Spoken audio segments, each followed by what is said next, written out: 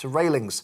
8 people were arrested during the security breach. Di Davies is the former head of Royal Protection. He told GB News questions must be answered. It's as bad as if somebody got into Buckingham Palace, in my humble opinion. And really, somebody has to look again at what on earth we're doing, both internally and the patrolling externally. Because if we can't protect Parliament, what hope is there for the rest of us? The energy crisis is forcing manufacturers to consider cutting production or closing down altogether, according to new research.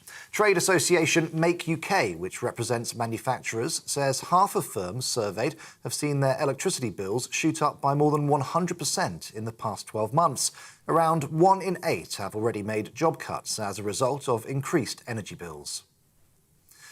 Over 1.6 million care home residents, staff and housebound people in England can receive their autumn coronavirus vaccine booster from Monday. NHS England says health teams will visit care homes and private residences in the latest phase of the vaccine rollout. It will then be expanded to involve 26 million people over the coming weeks, including the over 50s.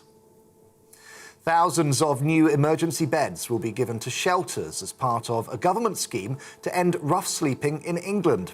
The 3-year plan, costing £2 billion, will see 14,000 new beds introduced over the next 3 years.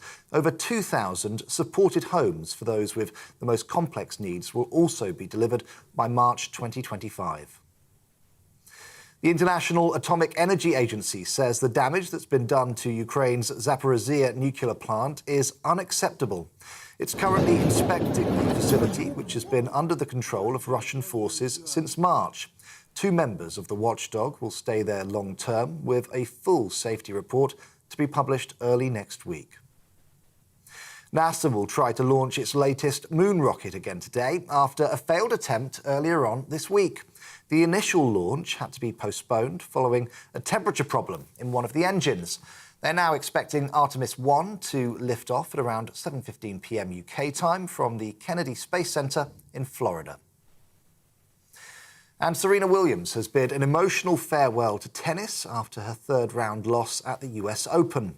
Tributes began pouring in for the 40-year-old following her defeat earlier. Michelle Obama praised her as one of the greatest athletes of all time.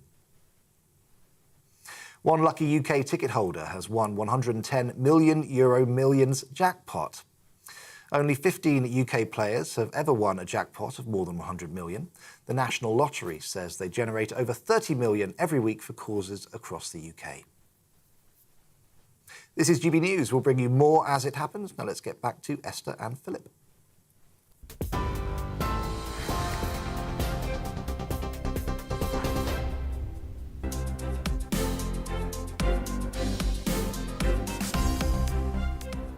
Thanks, Ray. Good morning and welcome to Saturday Morning with me, Esther, and him, Philip, coming up on today's show. With just a matter of days to go before the country finds out who their next Prime Minister will be, we'll be joined by one of the UK's leading pollsters to discuss their electoral prospects. After finding himself at the heart of a huge scandal earlier this year, Neil Parish joins us to talk about him plotting a new political comeback. And the chairman of the Federation of Small Businesses joins us after he penned an article warning that this autumn businesses face a storm unlike anything they have seen in the last 30 years. And as ever, we want to hear from you today. So if you want to get involved in the show, please email us at gbviews@gbnews.uk or tweet us at gbnews.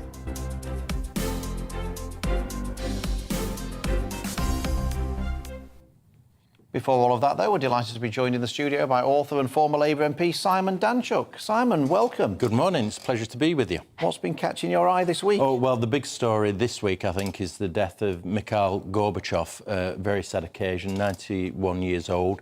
I'm old enough to remember and have lived through the Cold War, and he was significant in creating freedom and openness throughout the Soviet Union. So I think it's important that we remember him, really. I think it's a crucial story.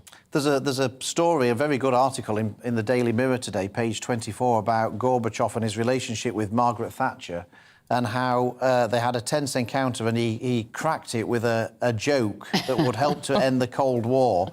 And he basically said that when he met Margaret Thatcher, he said, I want to assure you that the Politburo have given me no instructions to try and persuade you to join the Communist Party. And she burst out laughing, and their relationship sort of carried on from there. And it says that they loved having a massive argument every time they used to meet to argue about capitalism and communism. And but she wasn't renowned for a sense of humour, so he did well, actually, to find a joke that she laughed at. But the thing is, he seems to be viewed as two very different people. So outside Russia, he seems to be praised, Nobel Peace Prize, as you say, somebody who, you know, got over this sort of Cold War. But in his own country, and he won't be getting a state service today, they do not see that. They see him as a weak man, and as Putin put it, you know, one of the greatest geopolitical disasters of our age was the dismantling of the USSR. So how will he be seen, I don't know, in the next couple of years? I think history will paint him in a very good light, and a real personality. It shows how important policies are in politics, but also personality, how we could engage with people. But bringing the story up to date, it's worth bearing in mind that there are people still in the Labour Party who would condemn him, who are pro-communist and exist still in the Labour Party and won't see him in a good light. So it's not just in terms of Russia where they might not see him so positively, but even in the UK there will be people in the Labour Party and further to the left who don't celebrate what he achieved. Yeah, I know sort of some Russian people who we know in London will say, again, that they saw him as weak. They see him as what's created the ongoing problem. So it is difficult what his legacy will be. Anyway, it's his funeral today, but he's not getting a state funeral, as Esther says so. But I think Putin did go and see his corpse yesterday, just to make sure he was dead, I think. But he won't be there today. Now, the story I want to mention, I want to go back to the early part of this week, although it is covered on page 14 of the Times today, which is about the Notting Hill Carnival. And this might end up being a bit of a rant, Simon, I'm going to say. But I'm used to these. If you're not, Simon, take a deep breath. Well, look, this year's tally at the Notting Hill Carnival, let me get this right. 1 murder, dozens of police officers injured, half a dozen stabbings, over 200 arrests, and a spate of sexual assaults. Now, the thing I want to know about this is that where are all the politically correct feminists when it comes to the Notting Hill Carnival? You know, if there's a white working class man on a building site doing a wolf whistle, they're all over social media saying that, you know, the police should be getting involved, they should be arrested, it should be a criminal offence. Spate of sexual assaults. I saw on social media a police officer being sexually assaulted at the Notting Hill Carnival. Where are all these people? I'm on the Women and Equality Select Committee. I've been looking through my fellow members' Twitter feed. Not a mention of all these sexual assaults at the Notting Hill Carnival. The Women and Equalities Party. No mention of any of this kind of thing. And what really gets me with the politically correct brigade is that they are absolute warriors on these issues until it clashes with another politically correct issue. And then all of a sudden they go silent. Now, my view is that if this was anything other than a carnival for black Caribbean people, it would have been banned years ago with these kind of outcomes, where police officers getting injured, stabbings, murders, arrests. And this happens every year. This isn't a one-off this year. This happens every year. So what I want to see is political correctness to be overridden by common sense and to say, look, the Notting Hill Carnival cannot go ahead whilst ever we've got these kind of outcomes. Well, discuss. I was at the carnival. I took my 2 boys there, 14 and 12, and I took them on Sunday morning to the Notting Hill Carnival. My second time that I've been to the carnival. Sunday is the family day, and we went early on a Sunday, so it was relatively quiet. It was just beginning to get started. We left about 2 o'clock, and it was beginning to get busy. It is a great occasion, I have to say. It's the largest carnival outside Rio, so it's the second largest carnival in the world, and so it's inevitable that there will be some crime there. I have to say the police were, from what I saw, were doing an extremely good job. They were very professional. There were a lot of them there. They seemed to be doing a good job. They weren't doing the conga with the They crowd. weren't doing the conga, no. The taxpayer weren't paying for that benefit. I think they were on strict orders to behave themselves, actually. But it's inevitable that some crime will occur at what is a gigantic festival. So I endorse the carnival. I think it's a good thing. But, yeah, you've got to condemn I think there's something else to look at there, because you're right, 2 million people attended. It's massive. Lots of people go there. But it always seems to be that it's the Monday at the tail end things go wrong. So I think it starts at like 4 o'clock on the Saturday. Sunday's a big day. So is it just too long? Have people been celebrating, drinking, enjoying themselves for just too long? And at the end, it just goes wayward. So in a way, they could think about that, limiting the time, having it over just that one day. But you do have to tackle the issues because it did get completely out of control. Yeah.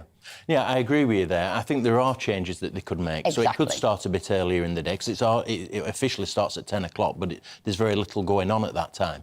And finish it at an earlier time as well. I think they're good suggestions in terms of how to manage it. Esther? Well, I guess I'm going to follow on from sort of the crime sort of this year and what will people remember or the image they'll have of summer 2022. We've had sort of looting in broad daylight in London. We've had, obviously, the shooting in a residential area.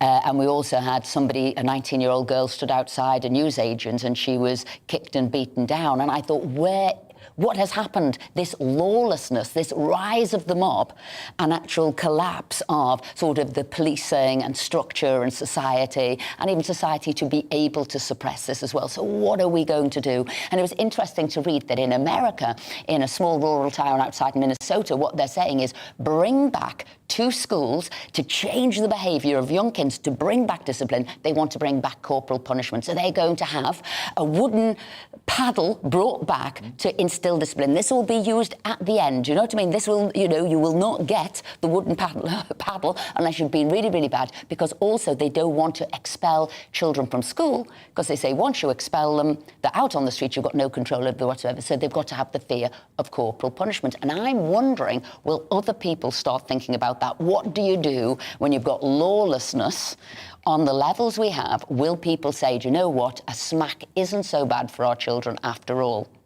Corporal punishment in school, Simon? Are you up for that? Are you up for that? Well, they had it when I was at school. It's that long ago. Didn't do you any harm? Well, I'm not sure about that. But, so I'm not sure about bringing corporal punishment back. But I do think we have to have better discipline in schools. I think it has to be stronger. There's no doubt about that. And on another related point, I think we are heading towards civil unrest, high inflation, problems with the economy. People are very upset about the situation. People are desperate. And I think in the next 12 months we might well see riots in some of our cities. Simon, thank you very much indeed. We'll see you at 11 o'clock. Absolutely. And it all fits into the lawlessness, doesn't it? It does. Civil But unrest. let us know what you think. Yes. Get in touch. Email us at gbviews@gbnews.uk. We want to know what you think about corporal punishment, amongst other things. I'd love to hear your views. Now, 8 people have been arrested after Extinction Rebellion protesters superglued themselves around the Speaker's chair in the House of Commons and padlocked their necks to the railings outside. Protesters were pictured in the Commons chamber, with some holding signs which read, "Let the people decide" and "Citizens Assembly now." And it's understood they entered the building after booking an official tour before breaking away from the group to stage the protest. Joining us now to discuss the story further is the Leader of the House of Commons, Mark Spencer. Mark, thank you very much indeed for joining us this morning. How concerned are you? How concerned should people be about this breach of security? Well, it's really not ideal. I think it's quite disappointing, to be honest, that these people have decided to do that, because I think it's another barrier between MPs and our constituents, because what will happen, there'll be a reaction to this protest, which means the security in the House of Commons will probably be increased and there'll be extra searches. People will be looking out for these types of protest, and that means there's another hurdle to overcome between our constituents and MPs. And I think that's, there are many legitimate ways to protest and to make your point politically, but I don't think going into the House of Commons chamber and doing that in that way is the right course of action. I'm wanting to know, Mark, was this an inside job? Don't we need some sort of inquiry here? You know as well as I do, you've got to go through security. It's like going through airport security. So those people to have had those banners rolled up, either somebody must have known something. I'm finding it quite hard to believe that this wasn't an inside job. Yeah, and I think clearly we will have to look at how it was possible to do that and get those banners into the House of Commons. I suppose with Parliament not sitting, it's less important. It's not the first protest that's happened within Parliament. We've seen sort of sit-down protests in Central Lobby, but actually getting into the House of Commons chamber is clearly not ideal.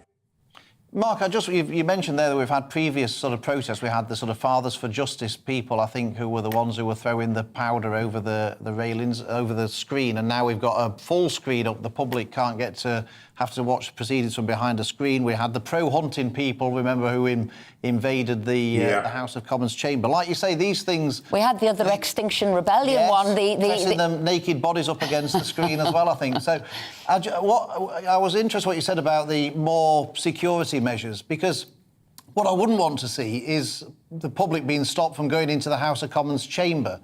Can we be confident that that won't happen as a result of this? We must try and stop that, Philip. I think you're absolutely right that this, these protests, whilst they feel they're making their legitimate point and they have a right to do that in other ways, it actually puts another barrier between MPs and the public. And there's a long tradition in this country of an open democracy with access to your member of Parliament and access to the democratic system. And these types of protests in these locations will put further barriers between our constituents and the MPs. And I think that's unhealthy for our democracy, and it's unhelpful to MPs. You will know that being in Westminster, it is possible to get yourself into a little bubble and not be in touch with the real world. There is nothing like going back to your constituency and talking to normal people in markets and on street corners and on high streets to get a real dose of reality. That's very helpful and very... It certainly helps with the democratic process and helps keep MPs informed. We need to break down barriers between members of Parliament and their constituents and make sure that constituents have access to their members of Parliament. And protests like this take us in the wrong direction. Mark, just quickly, while we've got you here, before you go, I've been reading in the paper this last week about the toilet signs in the House of Commons being changed, that all the ladies and gents have been taken off and it was put as unisex. Was this a spoof? I thought this was a spoof when I read it in the paper. Is this a spoof, or is this actually really happening in the House of Commons? It's news to me if that is true, and certainly I've only had access to the gents' toilets in the past. So the ones that I go in, there are urinals there. I'm not sure how they will work in a multi-sex environment, but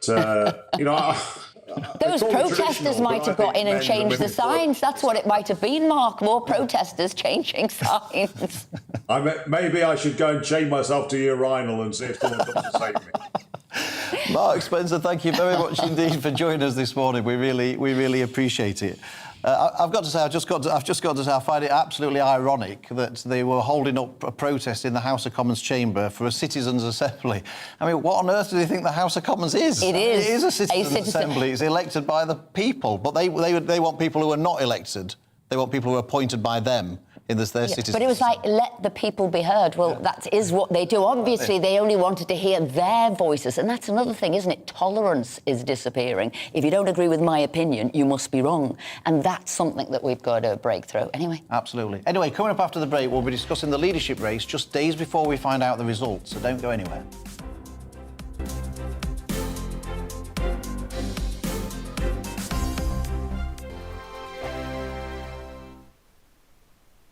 Join my show Parish, 7 p.m. till 8 p.m. Monday through Thursday. And there you will get opinion, analysis, debate, and I'll cover stories that nobody else dares to touch.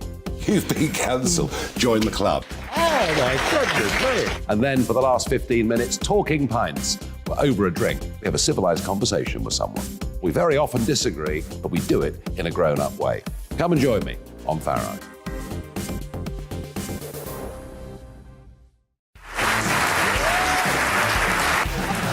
My name is Andrew Doyle.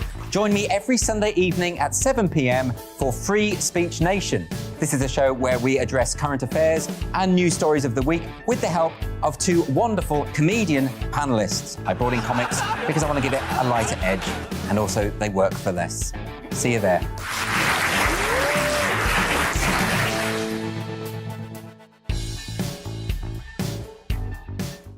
Hi there, it's Stephen and Anne. At breakfast from 6 a.m, you'll always be caught up with everything you need to know, the latest headlines, opinions and debates. We'll bring you the good news and the bad, but most of all, we're here for you. Remember, send in your views and let us know what you would like us to talk about. That's because we're your news channel. And every morning at 6 a.m, it's breakfast on GB News.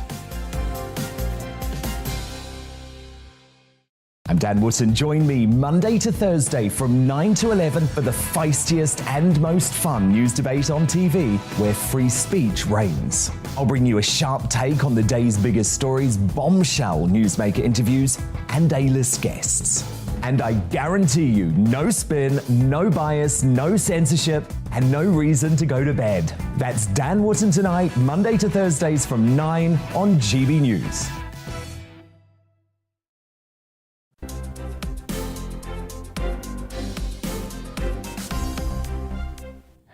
Welcome back, it's 10:23. Now, the next Prime Minister will be announced on Monday after a long and gruelling summer of campaigning from Liz Truss and Rishi Sunak. Liz Truss is expected to win the race, but a strong performance from Rishi Sunak at the final hustings held this week in London has led many to believe the former Chancellor may stage a late rally. But whoever wins the race is in for an uphill battle, as polling shows the Tories are on a path to losing the next election. To discuss this is pollster and academic Professor Matthew Goodwin and founder of Conservative Home, Tim Montgomery. So, Matthew, can you lay out the report that you've written about to win the next election? You have to be in charge of the main issues of the day and how that has always been the case historically.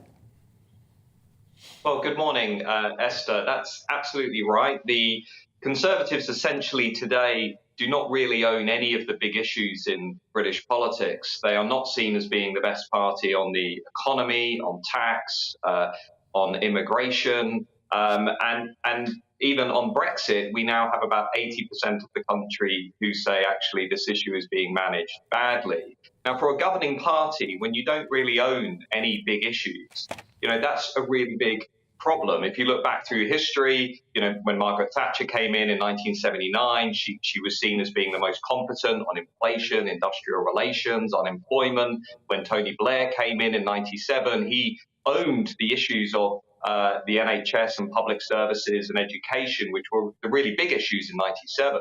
And even when Boris Johnson came in 2019, of course, he was seen as the guy who was really the best manager of Brexit and the best manager of immigration. But today, all of that's really withered away. And that means that Liz Truss or Rishi Sunak, whoever wins this contest, the priority is going to have to be to get their arms around these really big new issues in British politics, the energy crisis and cost of living foremost, and try and demonstrate some competence on those issues as quickly as possible.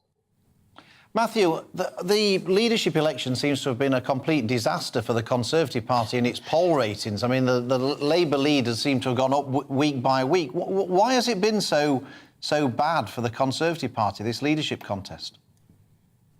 Well, I think there are a few things going on. The first is that essentially we have no leadership, no government at the moment at the time of national crisis, and voters would be punishing the Conservatives for that. If you look at the polls this week, Labour, in some polls, have as high as a 17-point lead. I mean, we're talking about a sort of 1997-2001 style wipeout. Of course, things will change. They always do. So let's not dwell too much on the polls right now. But here's the really significant point for me. About half of the people who voted for Boris Johnson in 2019 no longer plan to vote Conservative at the next election. Now, if you're an optimist in the Conservative camp, you'll say, well, those people are going to come back. If you're a pessimist, you'll say that the Conservative Party actually has fundamentally failed to give those voters what they want to see. It hasn't made the most out of Brexit. It's given them a very liberal migration policy in many respects. It hasn't really delivered on levelling up in the big, robust, ambitious way that it should have done. And so whoever wins this contest, I think apart from getting competence and demonstrating competence on these big issues, it's got to think about how, a bit like Humpty Dumpty, it puts the 2019 coalition back together again. Matthew, you stay there, because in the studio we've got Tim Montgomery here. I mean, these are terrible figures that Matthew's putting out to us here. Do you think we can come back from the brink there? Are you blaming this long, drawn-out leadership race? I think you've got something... So you bear some responsibility for that. Well, when I first established the Conservative Home website, actually, Michael Howard was the outgoing leader, and he wanted to abolish the say that members had in choosing leader. And as Conservative Home, we were sort of the self-styled champion of the grassroots, so we fought to keep members having their say. So perhaps I am partly responsible for this. But actually, in the age of sort of post-COVID, post-lockdown, we learned that, you could do all sorts of things, like Matthew's down the line with us today. And I think we could have had this member stage in a week. We could have had 3 online hustings. Why we had to have regional hustings, I don't know. But I agree completely with Matthew about the importance of competence being re-established by the party. It's a simplification, but Labour are usually seen as the nice party, and the Conservatives are the party that you turn to get things done. I think it's unfair on the Conservatives, but I think we're quite nice too. But if we don't appear as a competent party, we're in big trouble. And I think what Liz Truss needs to do is to focus on 3 or 4 big things in the time she has as Prime Minister. I think it will be her winning on Monday, and focus on achieving those things and not to be too ambitious. I wanted to just point out this headline here when you're talking about nice party. Sarah Vine in the Mail today said, the real tragedy is that Boris was just too nice to rule the nasty party, the Conservative Party. So that was her excuse for him. Nothing else, nothing that he's done wrong. He was just too nice. I mean, it's not difficult to see why the Conservatives are doing so badly, is it? I mean, they've got an 80-seat majority in Parliament. The nanny state's out of control. We've got illegal immigration sort of out of control. Crime and lawlessness seems to be out of control when you read the papers and see the news. Taxes at record high levels. Exactly. The police more interested in doing the conga than catching burglars, it seems. We've got the highest tax burden on record. People unable to pay the bills. I mean, it's not really a great surprise, is it, that the government's doing so badly when it seems to be presiding over this complete catastrophe. Labour are about to record what you've just said and clip it for one of their broadcasts in a minute, Phil. No, look, the party hasn't done well. And I think one of the first things that Liz Truss should do, should she become Prime Minister, Monday, Tuesday, is apologise for some of the errors that we've made and really to say how she's going to put some of that right. I think the British people are forgiving if you fess up when you've made a mistake, but she needs a concrete, believable plan in place to address the 2 or 3 biggest things that the country faces. And, of course, number 1 is the energy bill crisis. She needs a statement on that within a day or 2 of her taking office. Shall we bring Matthew back? Matthew, can I just ask, do we expect a honeymoon period for the new Prime Minister, or might it be the shortest honeymoon period since records began?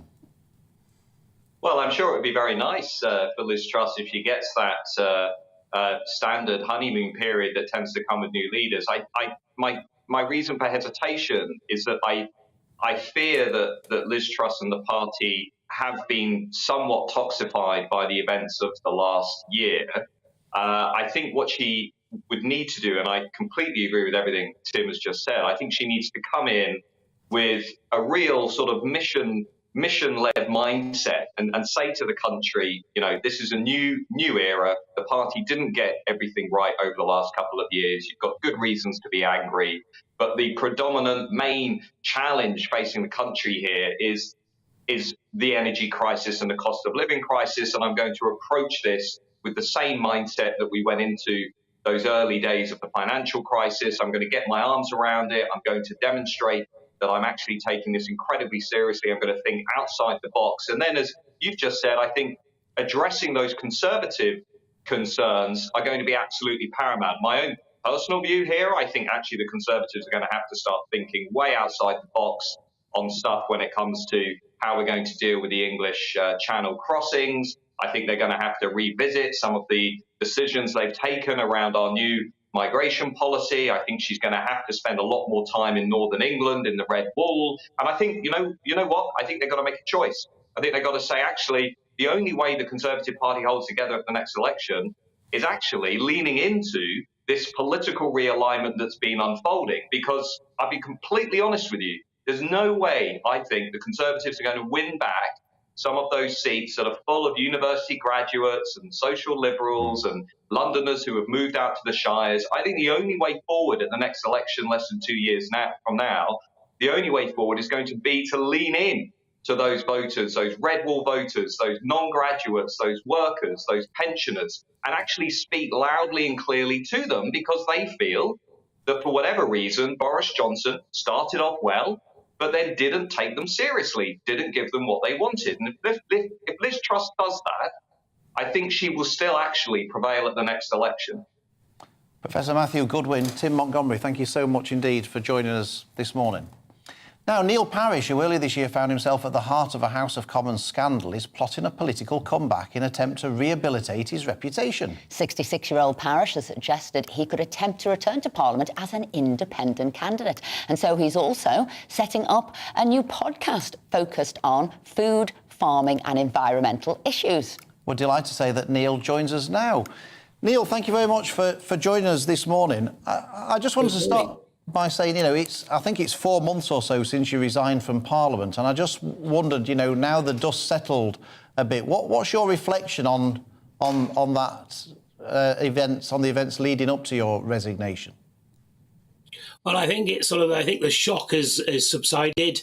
I'm sort of getting on with life. I've got a life here back on the farm, which I've always been jealous to keep. And so therefore, I'm sort of concentrating on that. I've also you reflect on life, don't you, when you hit a brick wall so hard. And what I'm doing is thinking, now, what have I got that I can offer the country? What can I do to actually say to people, I've got some ideas that I've had all my life that I want to further. And so this is the idea, of the podcast. This is the idea of looking at food, farming, looking also making sure we're producing enough food, but also getting food out to the poorest in society where we really are going to have to do some good. So, I'm looking forward really to using my sort of expertise over the years, I hope, to do some real good, because we do need to have greater food security. Cost of living is a huge problem. Energy and food are very expensive, and let's really do something about it genuinely. And that's what I'm doing. And then my political career, one way or the other, I will take a decision as we move towards the general election. I'm really pleased that you're sort of looking forwards and that you're doing your podcast and you're seeing things in that light. But do you regret resigning, Neil? I've got to say that lots of my constituents at the time said, I can't understand why he's resigned. What he did, it might have been wrong, it might have been distasteful, it might have, people might say it might have been immoral, but it wasn't illegal. And so why did he have to resign? Do you regret making that decision now, or do you think it was the right decision for you? No, I think it was the right decision. It was one that I took with my family, with my wife, and she has stood by me through my whole political career and helped me. And so it was very much a joint decision. You make a mistake, you fess up, and you take the consequences. I think what is difficult in political life, sometimes I think when you do come clean and tell the truth quite rightly, it's quite difficult then to rehabilitate yourself. But I think I am going to try, and I still think there's a lot of good in me. I did actually have, although I say it myself, a pretty good political career, and I worked very hard, not only in Parliament, but for my constituents, and especially, for the Environment, Food and Rural Affairs Select Committee, which I think I would be considered as a very good chair. So, let's not I've got to stop, really. It's not about me anymore. What you've got to remember in politics is we're rather about ourselves if we're not careful. It's really, what was it? Kennedy said, not what America can do for you, what you can do for America. So I think now it's very much, what can I do for society? What can I do for the particular interests I've got in food, farming, and Neil, I will say, people remember you as a good guy in politics. I remember all that you did during lockdown for the wedding industry. We were going to work together on a food debate, a big backbench business food debate. That's why I was particularly interested in what you say is what you want to do to pay back, to help back. So tell us about this podcast. What are you hoping to get across to the public? Right, well, Esther, it's nice to see you as well as this morning. So, yeah, I mean, it's really, I think, I don't want it to be sort of like me just sort of pontificating on life. And so, therefore, it will be interviewing others, that are producing good food, those that are actually going into sort of public procurement and delivering local food into our hospitals and schools. Also, like I said, looking at charities who are delivering food to those that most need it in the country. So I think it's a combination, not just a monologue from my good self. I mean, I could, I'm a true politician. I could pontificate on the world every morning. But I'm not sure everybody in the world will want to hear me pontificating. So it's a case, of linking in the people that I know are doing good and highlighting that. And you see, land is a finite resource, and we're asking it to do so much. We're asking us to feed us. We're asking to plant more trees, and we're asking it to produce energy with solar farms. So let's sort of prioritise food and make sure we use the more marginal land for environment and also for solar panels, and more solar panels need to go on roofs and less on fields. So I got plenty of campaigns in the office. I know you have. I know you have, and I know they'll be winning campaigns. Now, can I just ask two quick questions and just give a short answer, because I know we've got to get to a break. Okay, are you still a Conservative? I am. I'm still a member. I shall attend party conference. Excellent. And did you vote in the leadership campaign? I did. I'm not going to ask you. Don't need to tell me. So you did do that. And then also in the by-election, your by-election, I know you couldn't obviously stand. Did you vote in that? And can I ask who you voted for? Or you're not going to answer that one? Well, that's an easy question for me because I live just outside the constituency, so therefore I didn't actually vote. And I didn't get all the literature through my door, which in my state of mind at the time, Esther, I am very glad I didn't. So therefore it didn't work out so badly in that instance. Neil Parish, thank you so much for joining us today, and I bet we'll be speaking to you soon enough about what else you're doing. Thank you. Now, coming up after the break, we'll be joined by the National Chair for the Federation of Sporting Businesses, who recently warned that the UK industry faces a storm unlike anything it's ever seen before in the coming months. So don't go anywhere.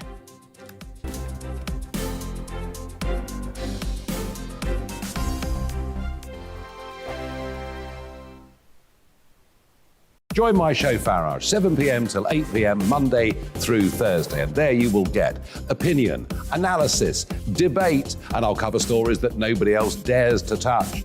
You've been cancelled. Join the club. Oh, my goodness. And then for the last 15 minutes, talking pints. We're over a drink. We have a civilised conversation with someone. We very often disagree, but we do it in a grown-up way. Come and join me on Farage.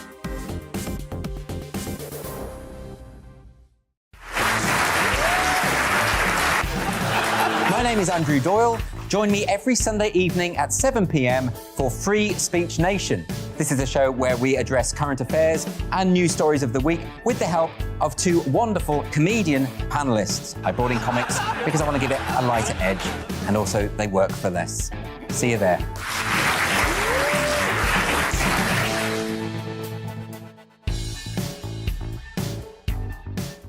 Hi there, it's Stephen and Anne. At breakfast from 6 a.m, you'll always be caught up with everything you need to know, the latest headlines, opinions and debates. We'll bring you the good news and the bad, but most of all, we're here for you. Remember, send in your views and let us know what you would like us to talk about. That's because we're your news channel. And every morning at 6 a.m, it's breakfast on GBNews. I'm Dan Wootton. Join me Monday to Thursday from 9 to 11 for the feistiest and most fun news debate on TV, where free speech reigns. I'll bring you a sharp take on the day's biggest stories, bombshell newsmaker interviews, and A-list guests. And I guarantee you, no spin, no bias, no censorship, and no reason to go to bed. That's Dan Wootton Tonight, Monday to Thursdays from 9 on GB News.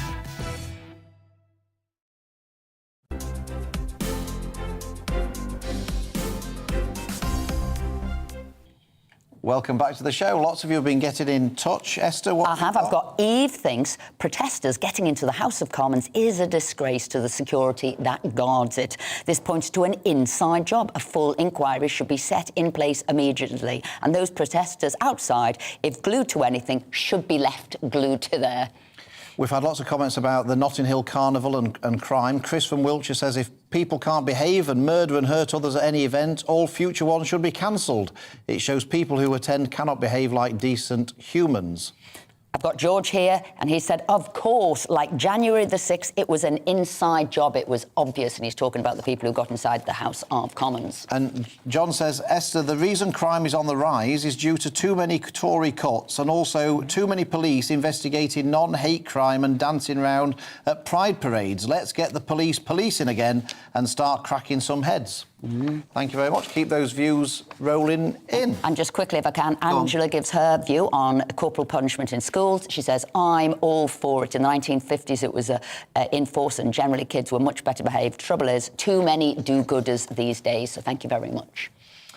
Now, fully self-driving vehicles could be on UK roads by 2025 under new government plans backed by a reported £100 million investment. The government is consulting on safety and said new laws would make manufacturers responsible for a vehicle's actions when self-driving is completely in control, meaning a human driver would not be liable for accidents. Well, join us now to discuss the implications the move will have on road users is the Chief Executive of Red Driving School, Seb Golding. Seb, thank you for joining us. Good morning. Is this technology going to put your lot out of business ultimately? The self-driving cars. I think it may be a while. It may be a while. I think with all technologies where there's such a step change from human behaviour to machine behaviour, if we could flick a switch and overnight and say everyone's driving autonomous cars, then it will be a very easy segue and movement through.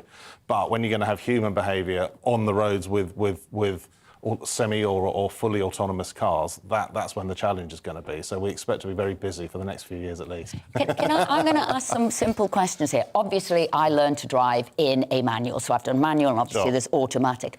How does a lesson go with sort of an autonomous car? How does that work? Is there a person there? Is the car? What's happening? Well, it's a very excellent point, because at the moment, I mean, a car, even now, your car, compared to what you drove 10 years ago, has so much more technology on. And, one of the challenges that we think is that people are just not given instruction or coaching in what a car can do and what it can't do. So, for example, if you've got a car, a lot of cars, new cars now have cruise control with a radar at the front that sort of manages the distance, which is fine, and you get very used to it. But then when you get a bit of road grime on the front of the car, it packs up. And then suddenly you have to drive normally again. And if you're not ready for it and you're not used to it, it can be a challenge. So we're really excited about integrating technology into driving lessons, and we're working with the government and the DVSA to help improve and change the curriculum as technology comes through. So would you be sat in the car with me? Because I've read some things that the car's doing it all, there's algorithms, it monitors you, it gives you a report, it tells you what you were doing wrong. But in this instance, would you be in the car with me, showing me what I'm doing to learn to drive this car? Well, yeah, there are various steps of autonomy. So at the moment, we have cars that are on what's called level 1 and 2. What the government is talking about is level 3, where the cars could actually be fully in control of the vehicle without the driver needing to have sort of hands on the wheel or control. It's a really good analogy if you think of pilots in big ships or aeroplanes, that they still have to be trained into how to manually control them if the technology fails. Exactly the same with driving. Do you think people will trust the technology? I mean, I say that. Tell us the story. I say that because I've got self-parking on my car. Yeah, how does that go? And I thought I'm going to try this one. So I got to somewhere where I thought was fairly safe, and I lined it up and pressed the self-parking.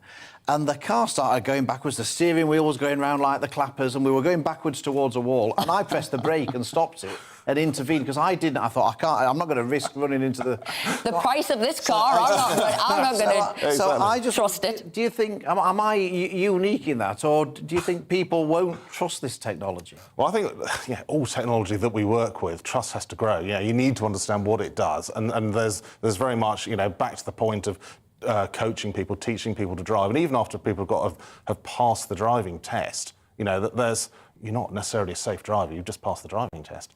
So there's very much a coaching and a learning role, and as technology comes on. And, you know, when you get a new car from a car dealer, you know, a lot of them are very good at selling you the car, and particularly the finance, but perhaps not so good in explaining what the car can do, and more importantly, what it can't do. So to your point, Phil, yeah, absolutely. You know, the car, will it park safely? Well, it probably will, but are you comfortable with it? That's another matter, isn't it? Just very quickly before you go, we've heard reports that people are having to wait ages and ages for driving tests to come through. Is that still the case? How long are people taking lessons waiting for? How long are they waiting for a test? Yeah, it is. I mean, it depends where you are in the country, but the backlog is really not being got through at any rate from COVID. So we're hearing 6, 7, 8, 9 months now. Gosh. And it's made kind of worse because people are trying to just book a test when they're perhaps not even test ready, and then the pass rate is actually declining at the moment. So, you know, tests are then just not available to people who would be ready, which is exacerbating the problem. But yeah, we'd say, you know, take your lessons, book the test up, but only book a test when your instructor tells you that you're test ready. Seb Golding, Chief Executive of Red Driving School, thank you so much for joining us this morning. Thank you very much. This autumn, small businesses face a perfect storm of economic forces, unlike anything seen over the last 30 years. That's according to the chairman of the Federation of Small Businesses. Writing in the Daily Mail, Martin McTague said that we're not talking about a few difficult months. This is like returning to a wartime economy. Such are the unprecedented disruptions to normal economic activity. Well, Martin joins us now. Good to see you, Martin. So, this perfect storm that's coming our way, why is it so precarious for small businesses? Well, there's a sort of a completely toxic mix, and that mix is very low cash reserves. You know, I think the ONS figures said that something like 40% of businesses were operating on less than 3 months' worth of cash. You've got very high taxation levels, the highest for 50 years, a massive slump in demand. And then if you build into that mix the fact that energy prices for some businesses are 4 and 5 times what they were previously. Most businesses renew their contracts in October, and the quotes that I've seen from a lot of our members were, I think a poultry farmer that I mentioned, was their prices had gone from £23,000 a year up to £112,000 a year. And he was seriously considering putting a generator on to power his operation because he couldn't see any way he could operate any other way. Now, what we need starting Monday, I think, is a government that recognises this is an urgent problem and that a lot of good businesses will fail unless they act. And I think that sometimes people treat it as if it's something that you can separate out from consumer issues, whereas 60% of the private sector workforce work for SMEs. So that will be a major problem for lots of people. I feel for small businesses. I think some of the bills I've seen, some of them are 10 times higher because, of course, they don't have a cap, unlike households. I just wondered, you know, what is it in particular you would like to see the government announce, and what will happen to the number of businesses going under if that announcement isn't made? Well, there are 3 key things I think we need to do starting Monday. And the first one would be to reverse the national insurance increase. That was something that I think almost universally all small businesses disliked. Then there is a serious problem with business rates. I think it's time that the government doubled the small business rate relief, currently standing at less than 12 or 12,500, could go up to 25,000. I think that would encourage a lot of small businesses, particularly in the north of England, and then cut VAT to try and encourage demand at a time when a lot of consumers are lacking confidence. You need to give them that little bit of a push to get back in the shops. Martin Montague? Thank you very much indeed for joining us this morning and explaining that, because it is true. It's the business situation has taken a little bit longer to unfold than the sort of home and consumer situation. In loads of the newspapers today, they're talking about pubs, they're talking about the hospitality, they're talking about all different types of small businesses who might not be here. And I think the FSB's figures where 53% of businesses could go to the wall during this period.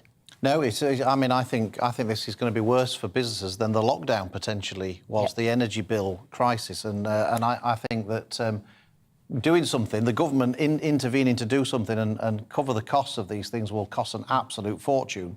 But not doing something, I suspect, in the longer term, with the destruction to the economy, will probably cost even. Well, Bill, you're right more. there. The FSB said 400,000 of British businesses out of the 5.9 million went during the COVID lockdown. They expect it to be 500,000 and more now with this energy and post-lockdown.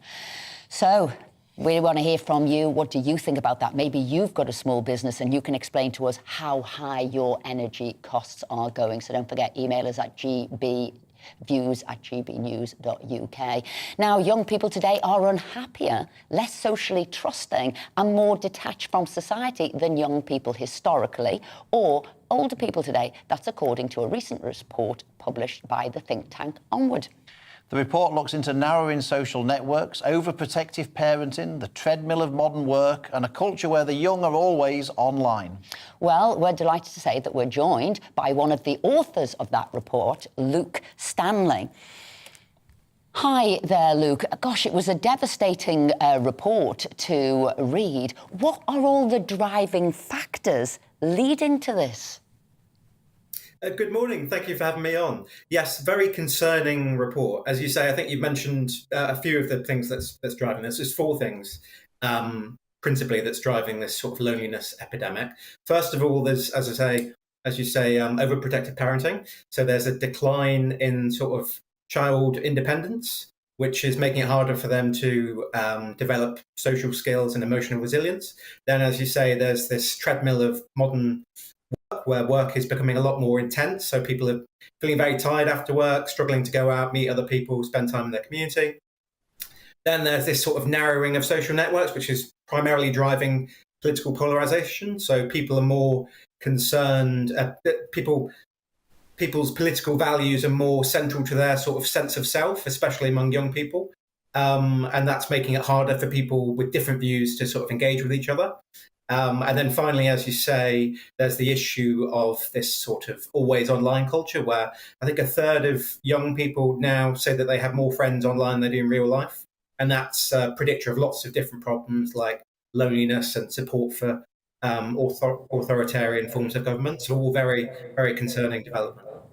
Luke, the thing I was most troubled by in this report was the bit that said that you just sort of touched on there, that young people aged 18 to 34 are twice as likely as the over 55s to reject friendship with people who support political parties with which they disagree. I'm staggered by this sort of level of intolerance. Is that the same across the political divide?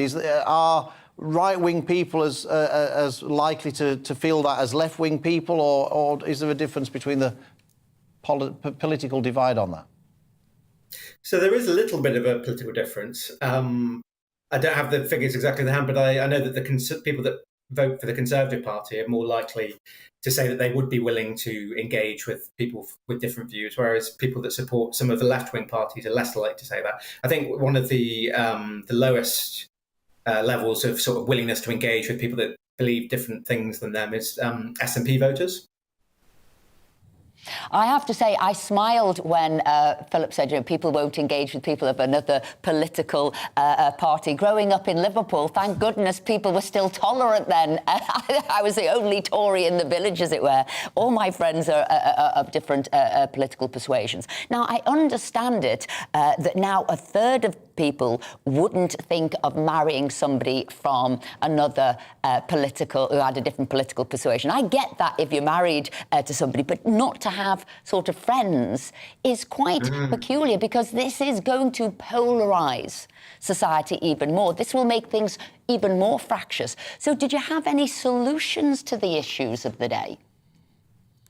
So, yes, we put forward a range of proposals in our report. One of the ones that's really crucial, I think, for this sort of dealing with political polarisation is we're calling for a new expanded version of national civic service. So basically the idea would be that people that between the ages of 18 and 21 would be able to go off and spend a few months sort of volunteering, meeting people from different backgrounds, that kind of thing. And that maybe would make people a bit more tolerant, because a lot of the problems, I think, to do with this political polarisation in terms of how people vote is linked to the fact that people have less likely to be friends with people from different ages, people from different backgrounds, different educational backgrounds, different racial backgrounds. But I think all of that sort of mixing people together through this sort of national civic service, which we're calling for, would be a really good way of sorting that out.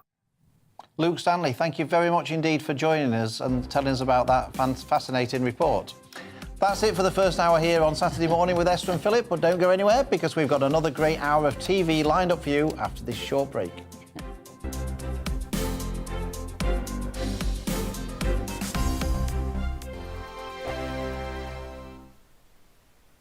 Join my show Farage, 7 p.m. till 8 p.m. Monday through Thursday. And there you will get opinion, analysis, debate, and I'll cover stories that nobody else dares to touch. You've been cancelled. Join the club. Oh, my goodness me. And then for the last 15 minutes, talking pints. We're over a drink. We have a civilised conversation with someone. We very often disagree, but we do it in a grown-up way. Come and join me on Farage.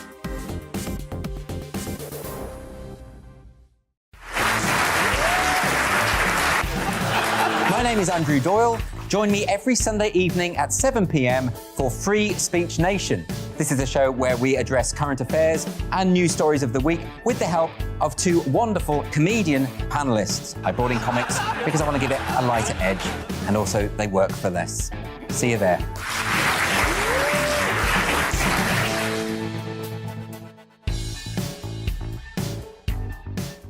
Hi there, it's Stephen and Anne.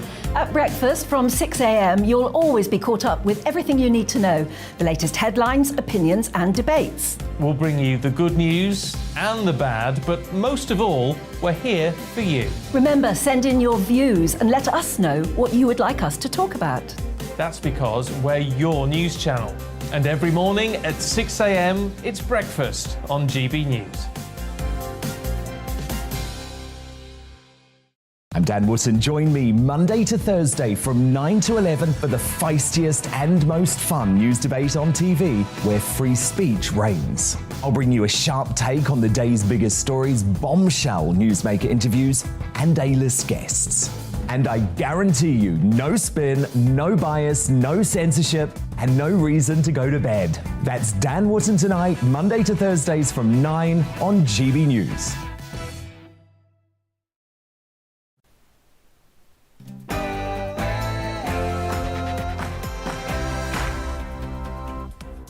Good morning and welcome back to Saturday Morning with Esther and Philip. We've got a cracking hour of TV lined up for you today. We'll be joined by Oxford University professor to discuss, who talked about focused protection and the approach that the UK should use to COVID lockdowns. We'll be talking to friend of the show and lawyer Andrew Eborn about some of the biggest law stories from the week. And we'll be joined by a Love Island star who has returned back to his life as a financial advisor. All of that, plus much more, after your latest headlines with Ray.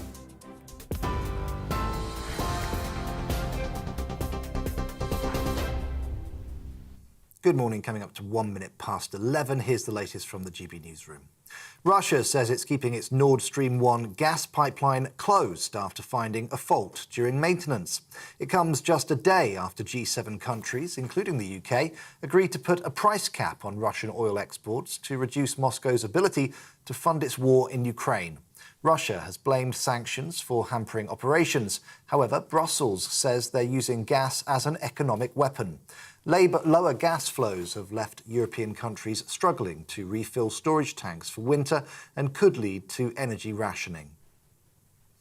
A memorial service for Mikhail Gorbachev, the Soviet Union's last ever leader, is underway in Moscow. President Vladimir Putin denied him full state honours and said he was too busy to attend. His coffin is on display in the Hall of Columns, where previous Soviet leaders have been mourned. The politician will be buried alongside his wife in a Moscow cemetery. Bus journeys in England will be capped at £2 from January to help families struggling with the rising cost of living. The Department for Transport says the scheme could see some passengers save more than £3 per ticket. The cuts, which were announced by the Transport Secretary, will run for 3 months until the end of March. Grant Shapps says the next PM may decide to keep the scheme running if it's popular. That will be up to them how they prioritise funding. And I think, to be fair, they'll want to see how this actually works. Does it attract people to the buses? Does the simplicity of knowing that you'll never pay more than £2 for your bus fare for a single journey help attract people back to the buses? I think it will. But it would be great to be able to collect the data and then for decisions to be made from there. In the meantime, people know headed into the winter that this is a bit of real cost of living help. Staying with transport, and Avanti West Coast's managing director has stepped down following a backlash over timetable cuts. The rail firm says Phil Whittingham will leave on the 15th of September. That's the same day as new train strikes are scheduled to take place. The company currently operates a significantly reduced service due to staffing issues, with only 1 train an hour between London and Manchester. Police are investigating how protesters were able to gain access to the House of Commons chamber yesterday. Extinction Rebellion activists glued themselves around the Speaker's chair. They draped banners on the Palace of Westminster and padlocked themselves by the neck to railings. 8 people were arrested during the security breach. Leader of the House of Commons, Mark Spencer, says protests like this actually harm democracy. These types of protests in these locations will put further barriers between our constituents and the MPs, and I think that's unhealthy for our democracy, and it's unhelpful to MPs. The HMS Prince of Wales will be making its way to Portsmouth Naval Base today following a mechanical fault. The journey will be slow, as it will only be using 1 propeller. It will then remain at port while further inspections are carried out. HMS Queen Elizabeth will take over its US duties. The energy crisis is forcing manufacturers to consider cutting production or closing down altogether, according to new research. Trade association Make UK, which represents manufacturers, says half of firms surveyed have seen their electricity bills shoot up by more than 100% in the past year. Around 1 in 8 have already made job cuts as a result of increased energy bills. Over 1.6 million care home residents, staff and housebound people in England can receive their autumn coronavirus vaccine booster from Monday. NHS England says health teams will visit care homes and private residences in the latest phase of the vaccine rollout. It will then be expanded to involve 26 million people over the coming weeks, including the over 50s. Thousands of new emergency beds will be given to shelters as part of a government scheme to end rough sleeping in England. The 3-year plan, costing £2 billion, will see 14,000 new beds introduced over the next 3 years. Over 2,000 supported homes for those with the most complex needs will also be delivered by March 2025. The International Atomic Energy Agency says the damage that's been done to Ukraine's Zaporizhzhia nuclear plant is unacceptable. It's currently inspecting the facility, which has been under the control of Russian forces since March. 2 members of the watchdog will stay there long term, with full safety report to be published early next week. NASA will try to launch its latest moon rocket again today after a failed attempt earlier this week. The initial launch had to be postponed following a temperature problem in one of the engines. They're now expecting Artemis 1 to lift off at around 7:15 p.m. UK time from the Kennedy Space Center in Florida. Serena Williams has bid an emotional farewell to tennis after her 3rd round loss at the US Open. Tributes began pouring in for the 40-year-old following her defeat, Michelle Obama praising her as one of the greatest athletes of all time. And one lucky UK ticket holder has won the £110 million jackpot in last night's Euro Millions draw. Only 15 UK players have ever won a jackpot of that size. The National Lottery says they generate over £30 million every week for causes across the UK. This is GB News. We'll bring you more as it happens. Now let's get back to Esther and Philip.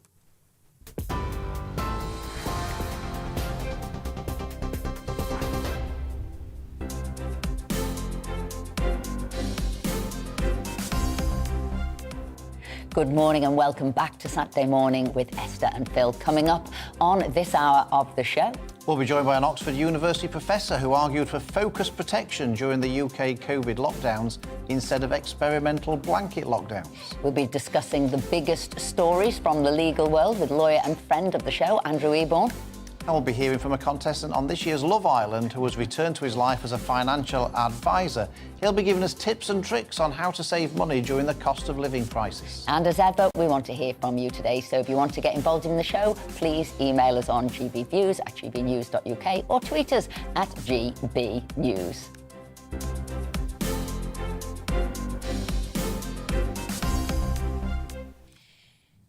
Before that, though, we've got your views coming in already. Come on, Phil. Lots of your comments about corporal punishment in schools. Alan says, hooray to the state in the USA that is bringing back this deterrent. It's high time that we did the same here. My granny used to have a saying when I was a child, spare the rod and spoil the child. We would never dream of crossing the line of fear of getting the copper stick on the back of our legs. A smack is no bad thing in this lefty snowflake society we all live in right now. Dawn ponders, perhaps they could start with teachers being smartly turned out, whether in senior school or junior school. Also, the dress code uniforms for pupils should be much stricter. That does not mean more expensive, just definite rules. Smart black shoes, not trainers. If rules are broken, then, you know, they'll be breaking rules all the time. So start with the little things and then they won't be breaking the big things. And one other viewer just says, bring back national service. I think many people out there would probably agree with that too. Now we're again joined in the studio by author and former Labour MP Simon Danchuk. Simon, welcome back. Good to be with you. What's caught your eye in the papers today? Oh, big column, Andrew Neil column in the Daily Mail talking about Keir Starmer and the Labour lead in the opinion polls. I think it's a really interesting story. They're also leading on economic competence, which for the first time in a long time in the opinion polls, so they're seen as being able to deliver that more than the Conservatives are. But like Andrew Neil, I have concerns for Labour in relation to this. I think they could struggle at the general election. I think that's the reality of it. Not least, as Andrew Neil points out, all the strike action that's being taken, Keir Starmer really struggling to deal with that, and he's going to have to deal with it in some way, trying to keep his MPs off the picket lines and things. So I don't think keeping quiet, which is what he's trying to do, let the Conservative government lose the next general election, isn't enough to get them over the line come that day. So do you think that Labour are doing well, or do you think it's just that the Conservatives are doing so badly and therefore Labour are benefiting from that? Yeah, I think it's the latter. I think Keir Starmer's strategy at the moment is just to stay quiet, let the Conservatives lose the general election, and he thinks he'll gain from that. But he's not providing a vision, and that's what people will want as we get closer to a general election. They'll want to know exactly what he stands for, and I think the outcome could actually be a hung parliament, and we might see a coalition with Labour and the Liberal Democrats, and I think that would actually be a disaster for the country. Would it be good for Keir Starmer because he'd be Prime Minister, of course? Well, absolutely, but I think he's going to struggle to get it over the line. He has to come out more. He's not that charismatic. He's not Tony Blair by any stretch of the imagination, so he's got everything to play for. It's an interesting time in politics. He seems to do things by stealth, doesn't he? Because he won the leadership by having these 10 sort of pronouncements of what he was, which were more or less Corbynista, and in no time whatsoever he's ditched them and moved right the way over to more of a Tony Blair. So maybe this staying quiet or saying things that he doesn't believe in has sort of got him part way there. So maybe he's sneakier and cannier than people gave him credit for. Yeah, quite possibly. And he's playing a long game, isn't he? He's done well. He's survived in politics, which is an achievement in itself, isn't it? But he isn't dealing with the far left in his party either, and that will come round to haunt him. Tony Blair took on the far left and dealt with them, and Keir Starmer hasn't really done that. And I think he could gain advantage by actually being seen to do that and doing it at the annual Labour conference, which will be very soon. Esther, what story caught your eye? It's totally different. The headline made me smile. Dr. Michael Mosley, why my secret chocolate stash is good for my marriage. And I thought that title was enough to get me to read it, because I have my own secret chocolate stash as well. It's not that secret, Philip knows where it is. But I thought, why does this help relationships? And he said that little bit of guilt, knowing that you're doing something wrong, actually means you make up for it and do lots of nice things. You might cook the dinner, I don't know, put the dishes away, hoover up. So it's that little bit of guilt. So it can't be something major. It can't be like a love child or an affair or something like that. And they said, here were the most secret things you keep from your partner.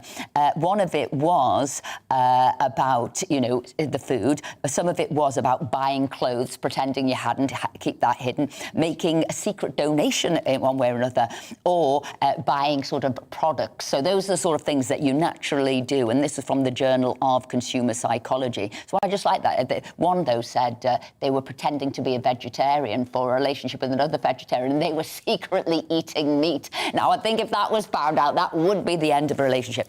But I thought, do you do anything like that? Have you got any things that you really, really like to indulge in? Goodness, where do we start? I do like chocolate. Yeah, everybody loves the chocolate thing. Absolutely. Can I just say, last night, Simon, Esther bought a pack of Haribos, right? And I've got a sweet tooth. After getting through about a third of the packet, she brought them over to me and said, hide them. Will you hide them? Right? So I dutifully grabbed the bag and hid them in a cupboard somewhere. Within about 20 minutes, she'd come back and say, where have you hidden them? I need them again. You can't win. You can't, exactly. Yeah, so I found where they were, he told me, and I ate the rest. So that is a true story. I frequently say that. I won't eat the whole packet, I'll just have some, and then I eat them all. Now, the story that caught my eye in the Daily Star, page 23, great title. I do like giving a bit of a shout-out to headline writers. It's about, apparently, Yorkshire and Humber region, Yorkshire and Humberside, have got the randiest folks for having sex outdoors, and the headline is Humberside, which I think is very good. But listen to this. In a poll of 2,000 Brits, 35% of people from Yorkshire and Humber, let's say that again, 35%, admitted romping in fields, cars, trains, and even churches, cinemas and pubs, according to this study by sex toy and wellness firm Tenga. It was 21% of the country as a whole. That sounds like an extraordinarily high... Well, put it this way, if it's 1 in 3 and there's 3 of us at this table... Well, I'm going to put it like this, Simon. Are you shocked by how high that figure is in Yorkshire and Humber? I'm not shocked, actually, but I'm not going to be drawn on where I have and haven't had sex. But I think that's probably it's a representative sample as well. So I think it's a fair reflection of what's going on. But there's a huge regional difference here. 35% in Yorkshire, 6% in the North East. I mean, the climate's not that much better in Yorkshire and the Humber. Absolutely amazing. Anyway, please let us know if you've got anything you want to confess. If you're 2 of the 3 or 1 of the 3. If you're at home and you were surveyed, we'd love to hear your story. There was another fun one. I think if you got this one, Simon, about the heat wave has triggered a rush of inquiries to nudist clubs across the country. We've got the same thing going on. You've got sex on your mind, you two. But yeah, I picked up on that. The Secretary of Naturist Club Lancashire Sun, it's called, Ron O'Hare, told us, I've been inundated with phone calls and emails. It's absolutely manic. Everybody's joining nudist clubs at the moment because of the weather. You've got one in your constituency. I have. I was shocked. I didn't know about this. Obviously, the prude that I am. But I got told as people had seen them cycling by, they knew there was something happening up the road, and that was a little nudist camp. And obviously now we know why everybody's in a rush to take the clothes off. Simon, thank you very much indeed for joining us. We really appreciate it. Thank you. Let's now talk about something totally different, and that's COVID lockdowns, because we're delighted to say we're joined today by Professor Sunetra Gupta, who was one of the 3 eminent scientists behind the Great Barrington Declaration, which argued for focused protection of the old and vulnerable instead of experimental blanket lockdowns. And with COVID infections down by 25% in the last week, are people now prepared to listen to alternative scientific perspectives? That's what I'd like to know. Are they?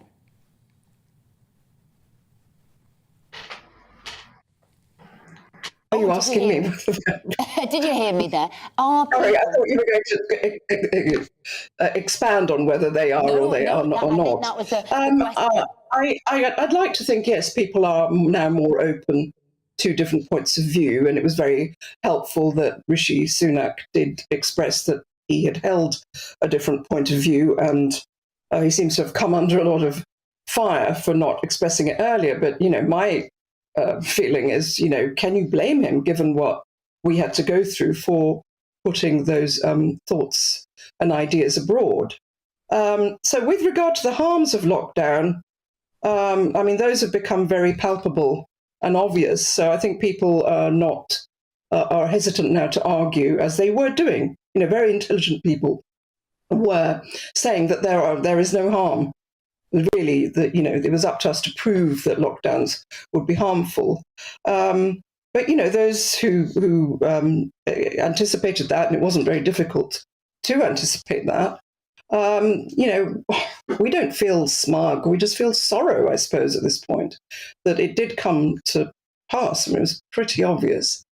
What worries me, though, is that there's still a lot of confusion about what lockdown actually achieved. And I think there is enough evidence now to point to something which, again, is actually quite sort of basic epidemiology, which is that lockdowns do very little to prevent the spread of an epidemic.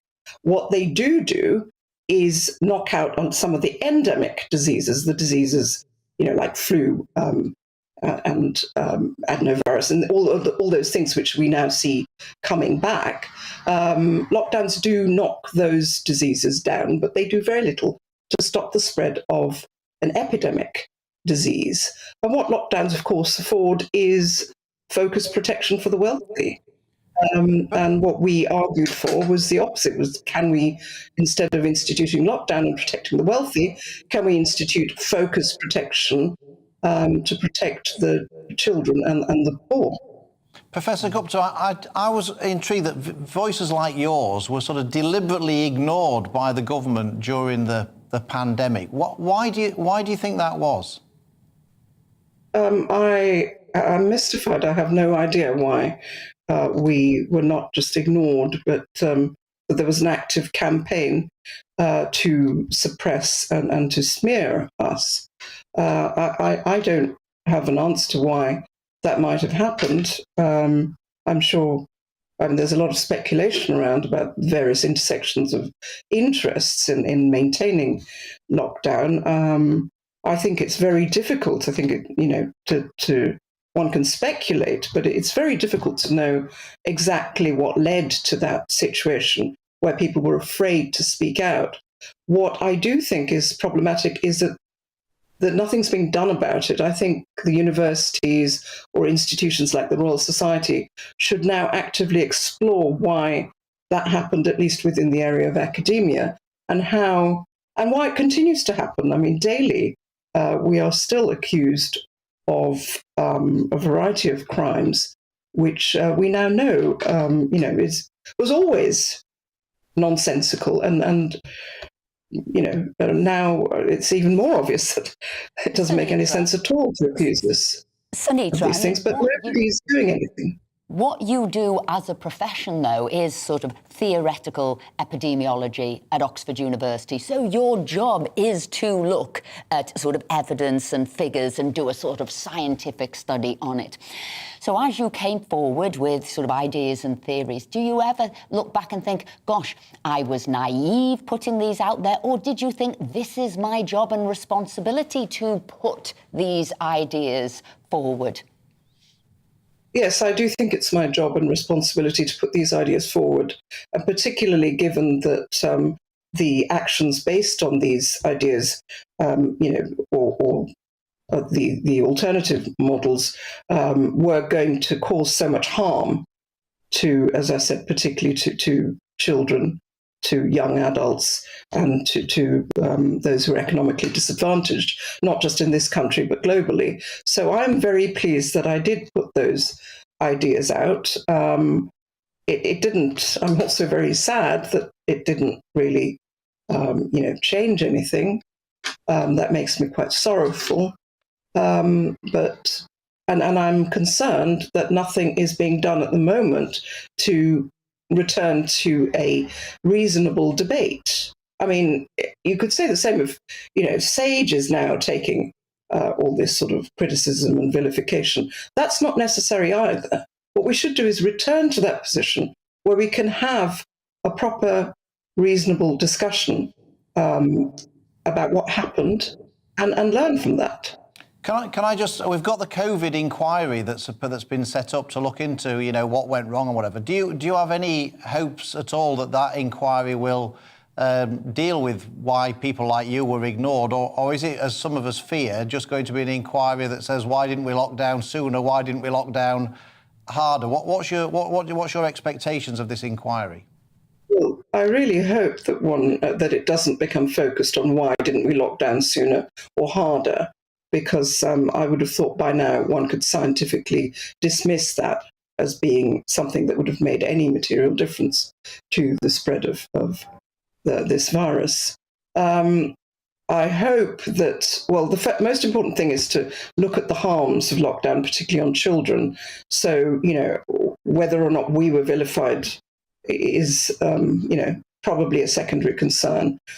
I really hope that this inquiry will focus very much on how we treated children, how we treated the elderly, and just answer this question of, why didn't we institute focused protection?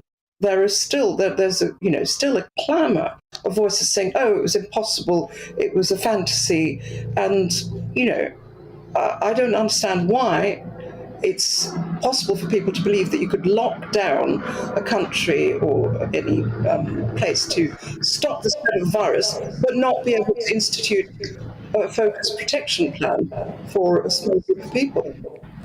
Professor Sunitra Gupta. Really needs to be. Professor Sunitra Gupta, thank you very much indeed for joining us this morning. And that's why I asked the very first question.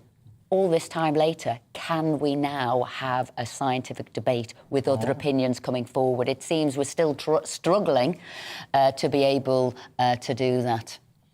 Coming up after the break, it's time to take a look at the week's most bizarre stories from the legal world. So don't go anywhere.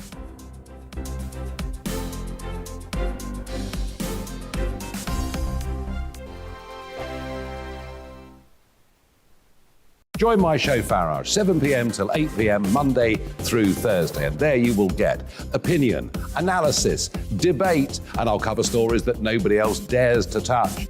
You've been cancelled. Join the club. Oh, my goodness, brilliant. And then for the last 15 minutes, talking pints. Over a drink, we have a civilised conversation with someone. We very often disagree, but we do it in a grown-up way. Come and join me on Farage.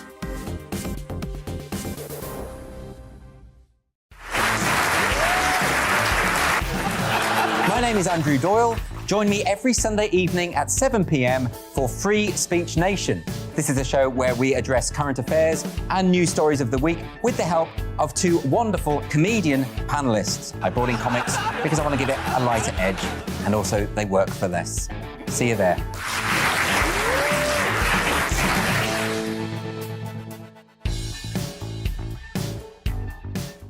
Hi there, it's Stephen and Anne. At breakfast from 6 a.m, you'll always be caught up with everything you need to know, the latest headlines, opinions and debates. We'll bring you the good news and the bad, but most of all, we're here for you. Remember, send in your views and let us know what you would like us to talk about. That's because we're your news channel. And every morning at 6 a.m, it's breakfast on GB News. I'm Dan Wootton. Join me Monday to Thursday from 9 to 11 for the feistiest and most fun news debate on TV, where free speech reigns. I'll bring you a sharp take on the day's biggest stories, bombshell newsmaker interviews, and A-list guests. And I guarantee you, no spin, no bias, no censorship, and no reason to go to bed. That's Dan Wootton Tonight, Monday to Thursdays from 9 on GB News. Join me, Darren Grimes, for Real Britain every Saturday and Sunday from 2 p.m. A news hour that comes with a trigger warning. Scorching hot opinion with prominent guests saying the unsayable and a little bit of weekend fun thrown in. Unlike other broadcasters, I won't be forgetting what the B in our name stands for.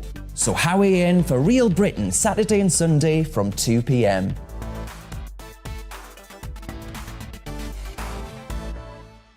Hello, I'm Michelle Dewberry, and you can join me every weekday 6 till 7 on Jubes and Kerr. Me and my panel will get stuck right into the day's events, and I can tell you, in fact, I can warn you, expect some robust debate, some strong opinions and perspectives from both sides of the fence. It's about you at home as well. I love to read out all of your comments, or at least as many as I can. So join me, Michelle Dewberry, Monday to Friday, 6 till 7 on Jubes and Kerr.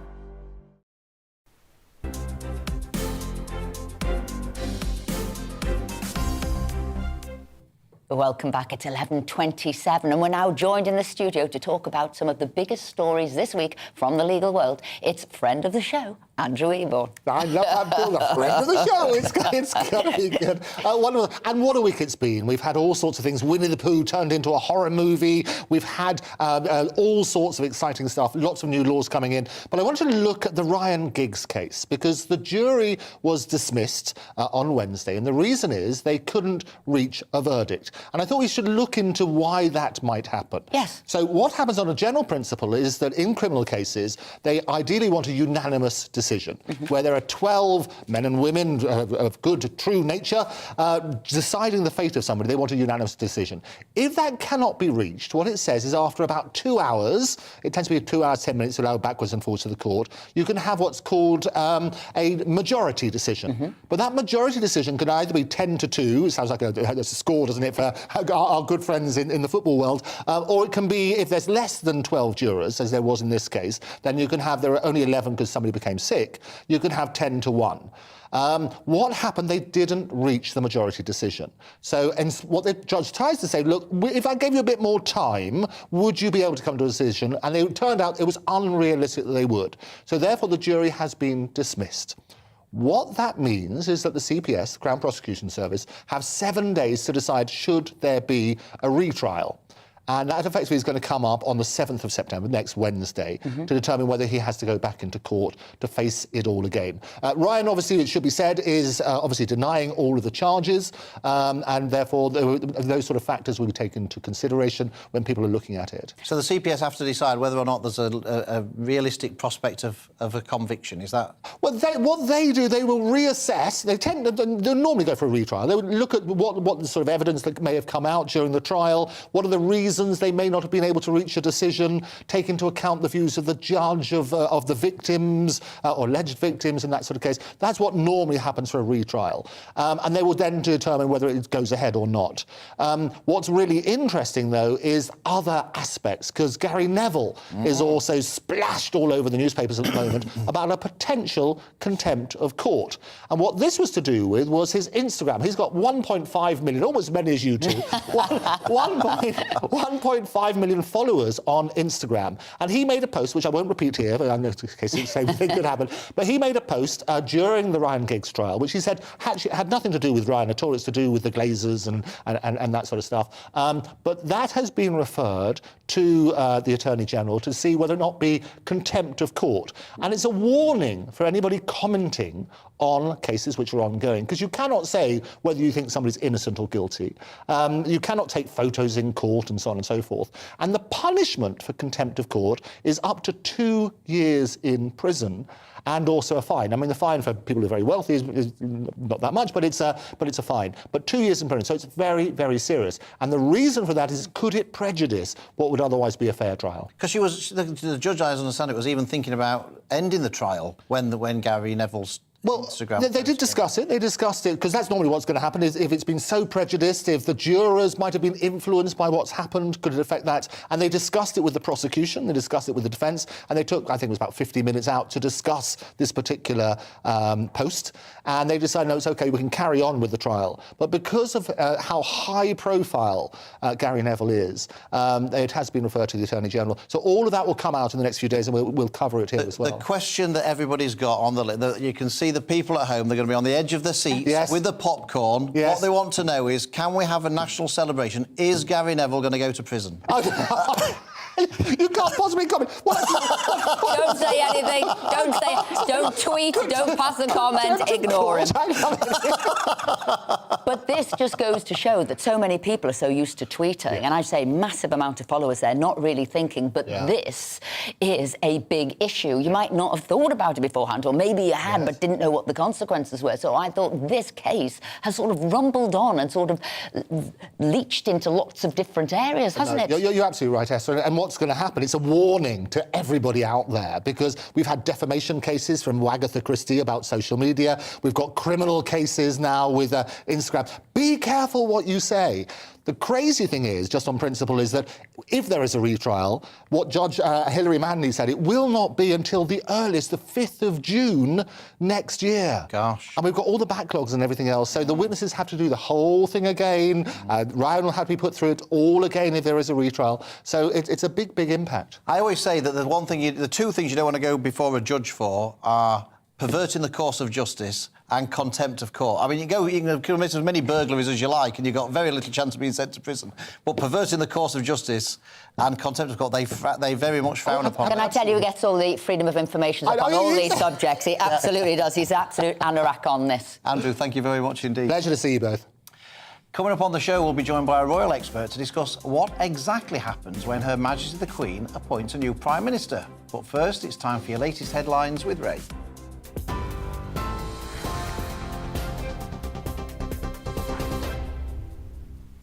It's 11:32. Here's the latest from the GB newsroom. Russia says it's keeping its Nord Stream 1 gas pipeline closed after finding a fault during maintenance. It comes just a day after G7 countries, including the UK, agreed to put a price cap on Russian oil exports to reduce Moscow's ability to fund its war in Ukraine. Russia has blamed sanctions for hampering operations. However, Brussels says they're using gas as an economic weapon. A memorial service for Mikhail Gorbachev, the Soviet Union's last ever leader, is underway in Moscow. President Putin denied him full state honours and said he was too busy to attend. His coffin is on display in the Hall of Columns, where previous Soviet leaders have been mourned. Bus journeys in England will be capped at £2 from January to help families struggling with the rising cost of living. The Department for Transport says the scheme could see some passengers save more than £3 per ticket. The cuts, which were announced by the Transport Secretary, Grant Shapps, will run for 3 months until the end of March. Over 1.6 million care home residents, staff and housebound people in England can receive their autumn coronavirus vaccine booster from Monday. NHS England says health teams will visit care homes and private residences in the latest phase of the vaccine rollout. It will then be expanded to involve 26 million people, including the over 50s. And NASA will try to launch its latest moon rocket again today after a failed attempt earlier on this week. The initial launch had to be postponed following a temperature problem in one of the engines. They're now expecting Artemis 1 to lift off at around 7:15 p.m. UK time from the Kennedy Space Center in Florida. On TV, online and on DAB+ radio, this is GB News. Back now to Esther and Philip in just a moment.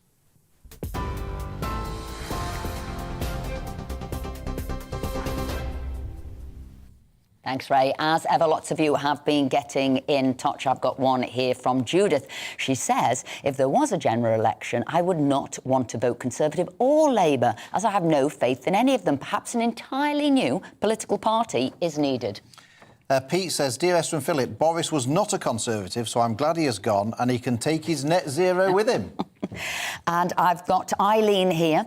We pensioners are getting very little mention in the media. It's all about strikers. When are the banks going to get their fingers out of their ears and raise bank interest rates for savers? It's terrible.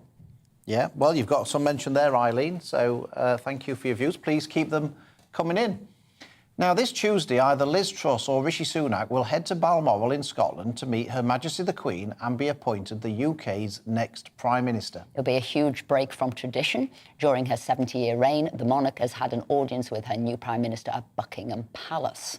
But have you ever wondered what actually happens when a new leader is appointed by the Queen? luckily, we have royal expert Richard Fitzwilliams on hand to tell us all. So, Richard, share the secrets. What actually is going to happen when Boris and Liz Truss get to Balmoral next Tuesday? Assuming it is the latter, and it certainly seems that it's going to be. Yes, this is, as you mentioned, something that normally happens at Buckingham Palace, and this also would have been what the Queen would have wished. She would have actually come down to London. I understand there would have been, would have been down 2 days, probably on the royal train, and she would have received the outgoing Prime Minister and then his successor at the palace as she normally did. The point is certainty. It was absolutely essential this proceeded smoothly, and the Queen's mobility issues have made this difficult when you can actually be unable to predict exactly what's going to happen. So yes, they will be going to Balmoral, beloved of the royal family since Prince Albert purchased it in 1852, not necessarily by all prime ministers, but nonetheless, firstly, Boris Johnson received and surrendered his office as Prime Minister and First Lord of the Treasury, and then subsequently, probably, as you're right, Liz Truss will kiss hands. Now, that is very intriguing. What does this involve? Because what we get here, the palace line is that the actual kissing of hands is something that's very much a relic of the past. It's a handshake. In Tony Blair's memoirs, however, it's very, very intriguing because apparently he was waiting for his audience to be received as Prime Minister and was told that he brushed the Queen's hand with his lips. He was meditating, he said, about this when the door was flung open. He was summoned in. He slightly tripped on the carpet, and to quote him, he enveloped the Queen's hand slightly. So, does it occur as it did in the Queen, where millions saw actually kneel? Well, it apparently is. There's a slight mystery, which I think is rather charming, because of course all this is a pivotal part of our unwritten constitution. And when Boris goes to hand in his resignation, will he have to go through the formality of suggesting to the Queen that she invites Liz Truss, if it is Liz Truss, that she invites Liz Truss to form a government, and and say, and luckily she's just outside the door waiting, so but will he still have to go through that formality? Well, it sometimes, of course, might not necessarily be a formality, because what's so important is that the Queen, as a symbol of the nation, is above party politics. And these days, most especially thinking back on this slightly controversial episode when the Queen, on Harold Macmillan's advice in the early 1960s, appointed Alec Douglas-Home as Prime Minister, what is so important is that the palace ensures that the Queen is removed from any political controversy as a result of there was a hung parliament, etc. It would be absolutely essential that the Queen would be advised by the outgoing Prime Minister who would be likely to form a government in the House of Commons, who would command a majority. Richard, thank you very much indeed for sharing that insight with us. We shall all look forward to it on Tuesday with great anticipation. But thank you very much for joining us. Now, because I've obviously had the seals of office being a Secretary of State and obviously meeting the Queen, and I have to say the whole thing is so polished, how organised it is, what a clockwork it is.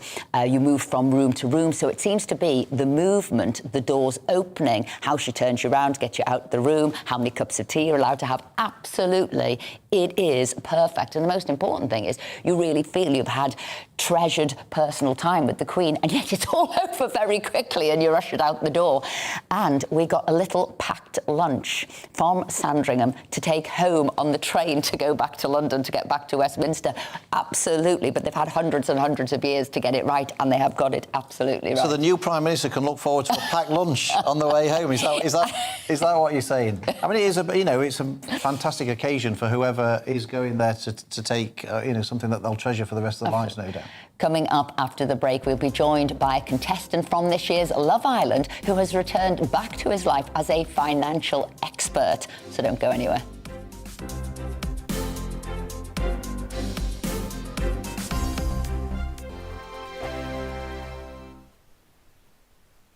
Join my show Farage, 7 p.m. till 8 p.m. Monday through Thursday, and there you will get opinion, analysis, debate, and I'll cover stories that nobody else dares to touch. You've been cancelled. Join the club. Oh my goodness me. And then for the last 15 minutes, talking pints. We're over a drink. We have a civilised conversation with someone. We very often disagree, but we do it in a grown-up way. Come and join me on Farage.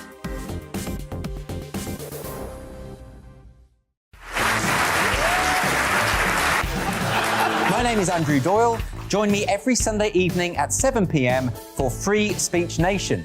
This is a show where we address current affairs and news stories of the week with the help of two wonderful comedian panellists. I brought in comics because I want to give it a lighter edge, and also they work for less. See you there.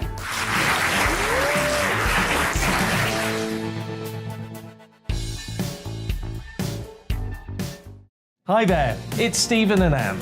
At breakfast from 6 a.m, you'll always be caught up with everything you need to know, the latest headlines, opinions and debates. We'll bring you the good news and the bad, but most of all, we're here for you. Remember, send in your views and let us know what you would like us to talk about.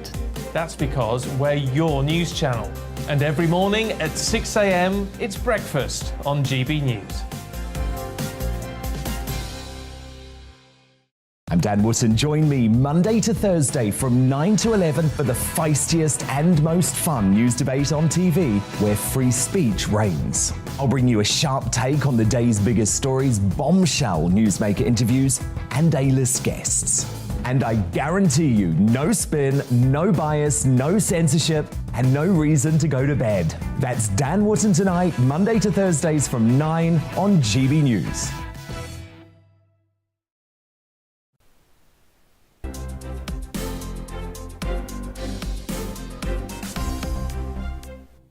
Welcome back. Now, some of you may think that having a perfect six-pack, not talking about me, to be honest. Yeah, obviously. And a strict skincare routine means you don't have too much going on between the ears. But our next guest is proof that having the looks does not mean you can't have a sharp mind. Yeah, Jay Younger, who is a contestant on this year's Love Island, may well be Britain's hottest financial expert, and we're delighted to say that he joins us now to give us some money-saving tips and to talk about adjusting to the world of finance after the stint in the famous villa. Fantastic to have you here. And are lots of people shocked that actually you're a financial expert if they've only ever been used to seeing you on TV with your kit off? Thanks for having me on. Really appreciate it. Before we get onto your tips, have you got any juicy gossip that you can tell us about from your time on Love Island? Yeah, it was really fun. You know, it was an amazing experience. It wasn't what I expected, but it was so fun. And you know, I think anyone who's lucky enough to go into the villa we'll have a great time in there. It's it's a bit of a social experiment being surrounded by lots of single people and trying to find love. Jay, did you put yourself up for the show, or did somebody else put you up for the show? I was approached by ITV, to go on the show. So they sent a message in my Instagram and asked if I'd be willing to audition, and it just happened so fast. So I wasn't expecting it, to be honest. I was actually working in the office at the time when I first got the DM.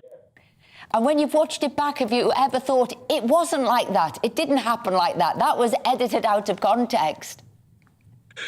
Yeah, I mean, the biggest bit is that some parts when you're in the villa at the time were very serious for us in there. But for the viewers, it came across as hilarious. And I think that's the biggest disconnect that I realised, actually, that some of the moments that were more serious were actually quite fun on the outside.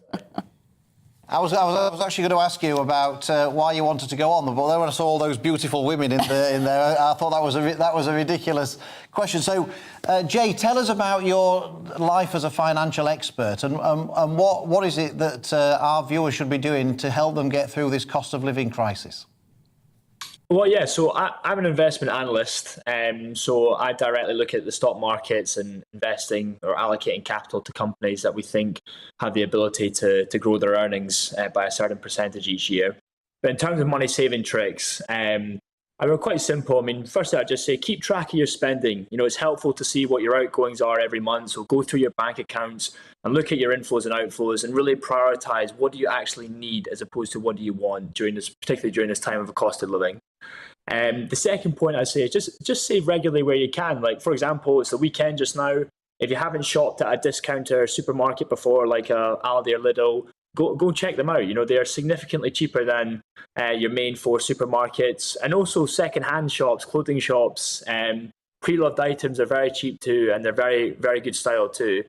And the last thing I'd say is if you are passionate about something, just start the side hustle, you know, try and monetize your passion and see where you get. You know, it's diversify your income just like you would with investing and have some fun with it as well. I know we're in a cost of living crisis and it is tough right now, but just remember we're all in this together and the tough time will pass. So if there's an opportunity to do something outside your full time of income, then try it. Now, Jay, one thing you said there, it is look at what your outgoings are. And I know sometimes I'm shocked, and I've usually done it at the end of the year, and it was way too late then to think, oh my goodness, did I spend that much on coffee? Did I spend that much on whatever going out? So you would say do it, weekly, monthly? I mean, you've got to get on top of things and change your outgoings. Yeah, absolutely. I think just every month if you can. I know it sounds quite tedious, but in the evenings, just really try and burn the midnight oil, as they say, and go through your statements. And it might take an hour or two, but if you can really just get full visibility on what your outgoings are, and then you can prioritize what do you actually need versus what do you want, you could probably save quite a bit of cash doing that. Jay Younger, thank you very much indeed for joining us, and we wish you all the very best in your career as a financial expert. And some of us are very jealous about the time you spent on Love Island too. Thank you very much indeed for joining us.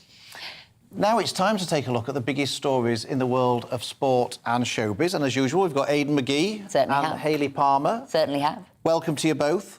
Were you a fan of Jay's in Love Island? I do remember him on Love Island, yes. So did you know he was a hot financial advisor? I did not know this. You see, that's the point, isn't it? But probably most people didn't, so it was great having him on because this is his... That was news to me. Did he spend on coffee? Did he sound like she said he was going through statements and he said, no, he didn't. All of a sudden, you don't realise. How much did you spend? I'd spent, well, this was a while ago, so I stopped doing it. It was a fortune. If you think each one's like $250, $295, whatever, and you do a couple a day, all of a sudden, you've got more or less a mortgage payment at the end. I mean, the coffee at GBNews is quite good. I've definitely saved money on coffee since I joined here. That's why he was loitering around it. Just to get a free coffee, is it? Free coffee. Yeah. It all makes... I don't put the mockers on things. Oh, God. Oh, he's back to form. Oh, he's back with his lousy jokes. I wondered why he was so intrigued by my coffee expenditure. It was just so he could get a joke Let me in. have that coffee joke. So, Hayley, what's been happening in the world of showbiz? Well, I want to talk about Leonardo, even DiCaprio, because he has just finished with his girlfriend, and there seems to be a bit of a trend at the moment that when they get to 25, he seems to finish with them. And then he gets another girlfriend.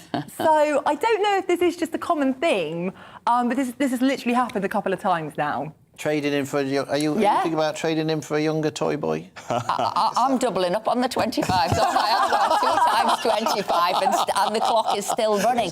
But, you know, if it does become a habit, he should look to that himself, shouldn't he? Because there will become a time where it might be fine now, but when he's 103 and his girlfriend is 25, could be... Because I think of Leonardo in Titanic, and he was super handsome, but if you see pictures of him now, he just seems a bit... Deteriorated.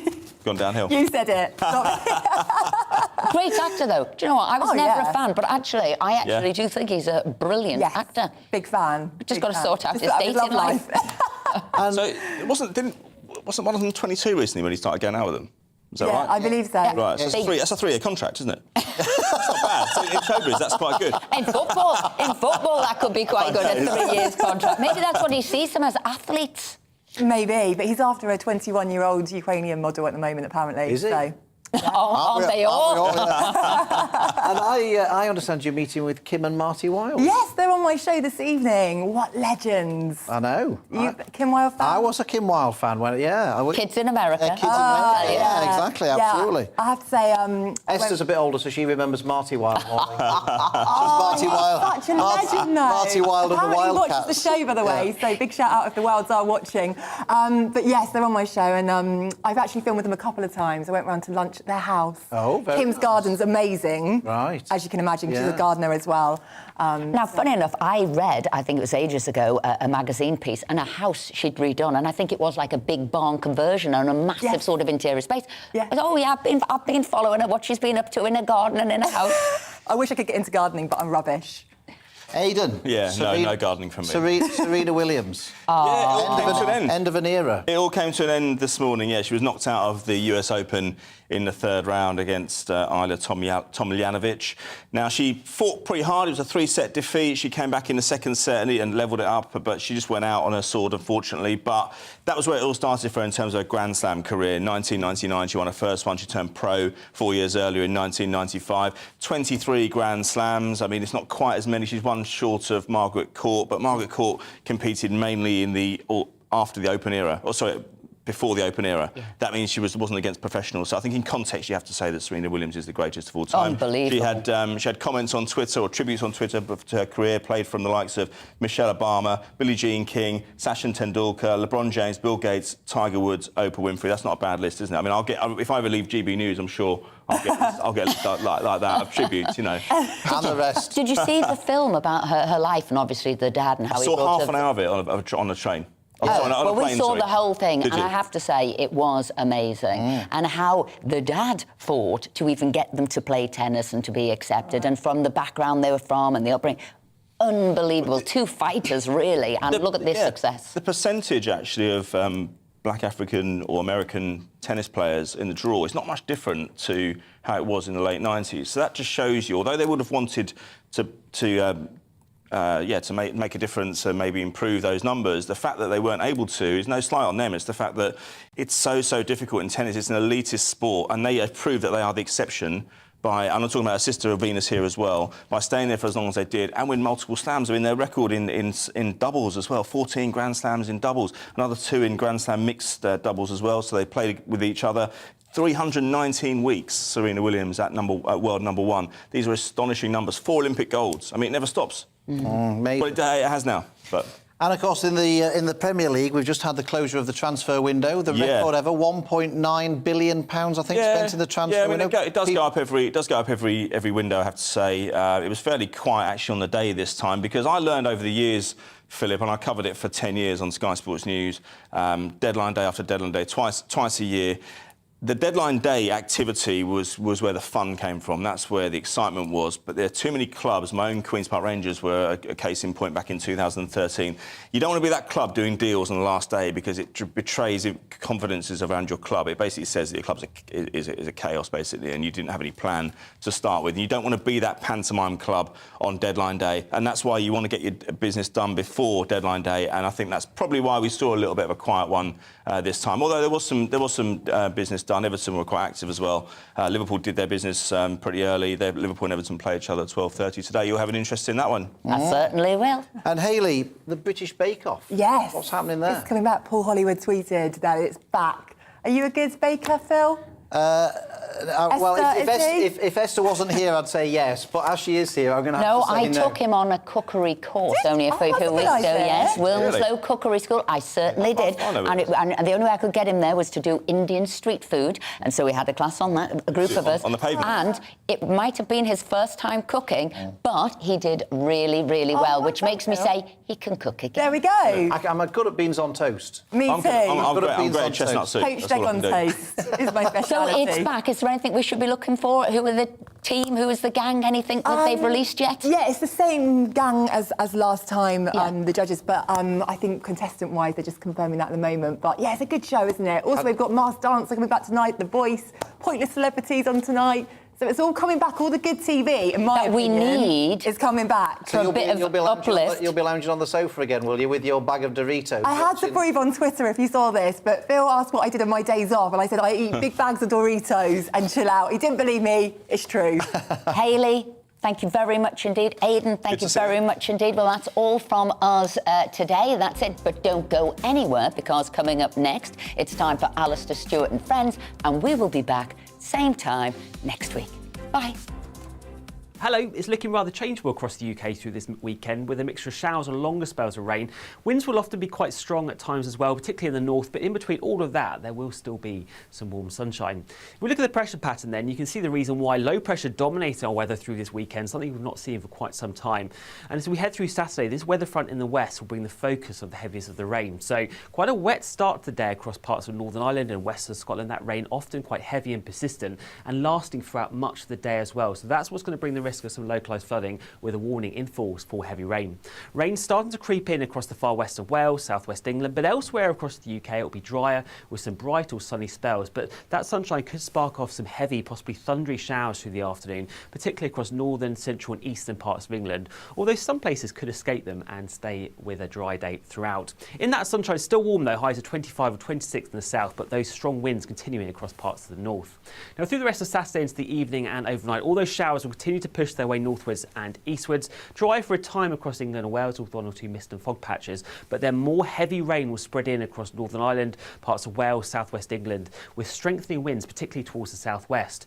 But thanks to the cloud, wind and rain, it won't be a cold night anywhere. Temperatures holding up 14 to 17 degrees across the country once again. So we're going to have a largely dry start across some central and eastern parts of England on Sunday morning. Still some rain across the far north at first, but through the day clouding over across England and Wales as we see this rain spread its way eastwards, reaching central and northern parts by the afternoon. Still dry and bright across the far southeast and sunnier skies following from the west, although more showers likely to spread up from the southwest as we head through the afternoon. Still those strong winds across parts of Devon and Cornwall. So staying changeable as we head into Sunday and into the early part of next week as well, with a mixture of showers or longer spells of rain. But in between all of that, there will be some bright or sunny spells, and winds will stay quite strong as well, with temperatures close to average for the time of the year.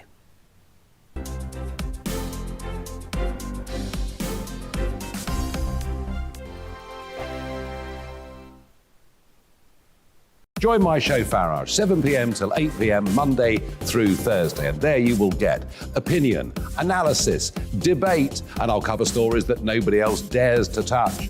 You've been cancelled. Join the club. Oh my goodness me. And then for the last 15 minutes, talking pints. We're over a drink. We have a civilised conversation with someone. We very often disagree, but we do it in a grown-up way. Come and join me on Parish.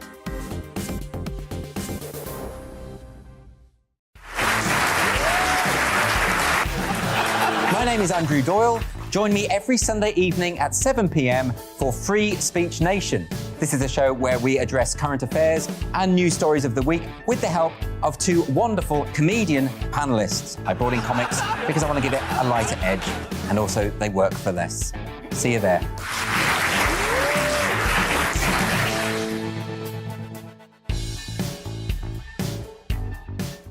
Hi there, it's Stephen and Anne.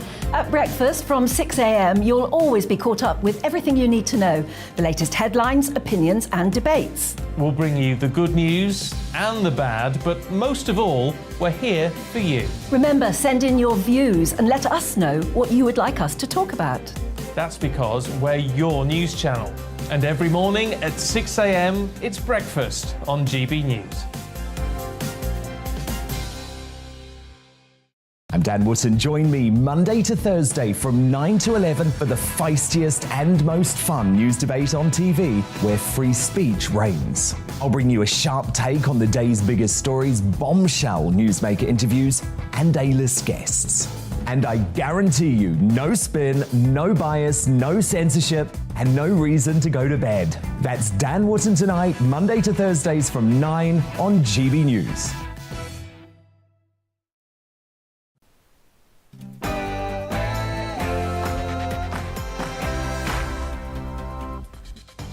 Hello and welcome, I'm Alistair Stewart, and for the next 2 hours I'll be keeping you company on TV and radio with the stories that really matter across the country. Plenty coming up this afternoon. With a new PM on Monday, we'll be talking about the state of the economy, worries in the small and medium-sized sector, and energy prices. Old hands and new from the Conservative Party and the President of the British Chambers of Commerce. Also, spiders, moonshots and zoos. All of that to come, but first let's bring you right up to date with today's news.